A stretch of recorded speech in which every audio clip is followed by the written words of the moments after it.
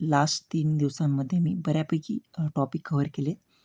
Paper 1 आणि paper 2 दोन्हीचा पण मी कंबाईन अभ्यास करतो आहे.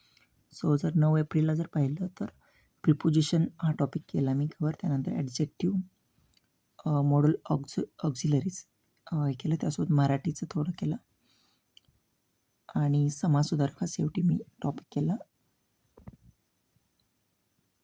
त्यानंतर मग शेतकरी चळवळ, कामगार चळवळ हे टॉपिक केले आणि त्यानंतर फ्रेझल वर्ब हे केलं 10 तारखेला आणि संधी हे अत्यंत महत्त्वाचं होतं.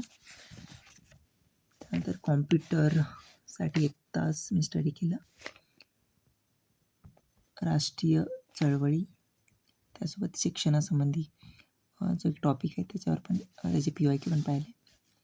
सो प्रोनाऊन आणि डिग्री हे आज टॉपिक केलेत मी आणि त्यानंतर मराठीचं केलं थोडं. त्यानंतर इतिहासाचं महत्त्वाच्या व्यक्ती आणि त्यानंतर इकॉनॉमिक्सचं आंतरराष्ट्रीय व्यापार भांडवल, पैसा आणि आर्थिक सुधारणा. तर एवढा अभ्यास झाला आहे. सो आतापर्यंत 67 तास एवढा मी अभ्यास केला आहे 11 दिवसांमध्ये.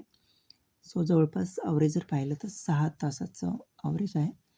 सो तरी पण मला वाटतं बऱ्यापैकी गोष्टी मी कव्हर केल्या आहेत. म्हणजे खूप जास्त वेळ जरी नसला दिला तरी बऱ्यापैकी टॉपिक्स कव्हर केले. तर गेल्या 3 दिवसामध्ये या गोष्टी केल्या आहेत. समाजसुधारक, स्वातंत्र्यपूर्व चळवळी हे PYQ वगैरे केलेत मी. सध्या फक्त जास्त फोकस माझा PYQवरच आहे. रेफरन्स बुक आधी वाचलेला आहे त्यामुळे आता वाचायला टाईम नाही आहे. सो आता जास्त फोकस PYQवरच असणार आहे. सो PYQ कॉम्प्युटरचं पण थोडं केलं आहे. त्यानंतर हे संधी, PYQलाच इतके सारे प्रश्न, 200 प्रश्न आहेत, काय टॉपिक. सो आय थिंक मला वाटतं जर PYQ व्यवस्थित केले तर बऱ्यापैकी टॉपिक कव्हर होत आहेत आणि अर्थात तसं टाईम पण नाही आहे आता जास्त खूप काही रेफरन्स बुकमध्ये पाहिलं. असं तरी पण काही अडचण आली तर मी डेफिनेटली ते सोबत असतात माझ्या. जर काही अडचण आली, मला जर एखादा टॉपिक समजला नाही तर मी डेफिनेटली त्यामध्ये पाहत असतो. सो मी टॉपिक कव्हर केला म्हणजे आधी मी म्हणजे PYQवर थेट जातो मी. समजा आता समाजसुधारक आहे टॉपिक, तर इतके सारे समाजसुधारकांचे प्रश्न आले. सो जवळपास 200-300 प्रश्न आहेत, तर तेवढे मी आधी करतो. त्यामध्ये नवीन काही जर भेटलं तर मग मी त्याचे असं नोट्स काढत असतो की जर काही नवीन मला जर अजून काय भेटलं तर. कारण याच्या आधी पण PYQ केलेत, रेफरन्स बुक अनेक वेळा वाचलेत. सो डबल तेच करण्यापेक्षा जास्त महत्त्वाचं आहे PYQ. सो आता याच्यामध्ये जर काही मला नवीन काय भेटलं किंवा थोडंसं विसरलं आहे किंवा अवघड आहे तर ते मी असं नोट्स काढत असतो.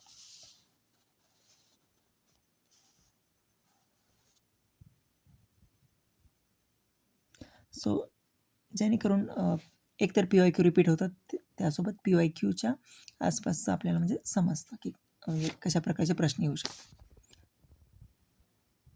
सो असं माझं स्ट्रॅटेजी असते. सो आता जवळपास 17% माझं चॅलेंज मी कंप्लीट केलेलं आहे आणि आता मला वाटतं बऱ्यापैकी कॉन्फिडन्स आलेला आहे की म्हणजे मला असं वाटतं की आणि खरं तर याच्या आधी पण मी अभ्यास केलेलाच आहे. सो जवळपास पेपर 1चा बऱ्यापैकी अभ्यास झाला आहे. पेपर 2 पण जवळपास निम्मा झाला आहे. सो म्हणजे आणि अजून 1 महिना तर आहेच, 35 दिवस आहेत. तर मला वाटतं राहिलेल्या दिवसात पण व्यवस्थित जर ह्याच पद्धतीनं मी केला अभ्यास आणि अर्थात इंटेन्सिटी म्हणजे वाढवणार आहे मी अजून. सो डेफिनेटली माझं टार्गेट मी कंप्लीट करेन. सो बाकी आपलं काम आपण करायचं. बाकी अर्थात जे रिझल्ट येईल तो आपल्याला नंतर कळेलच. पण आपण आपलं कर्तव्य जे आहे ते आपण केलं पाहिजे.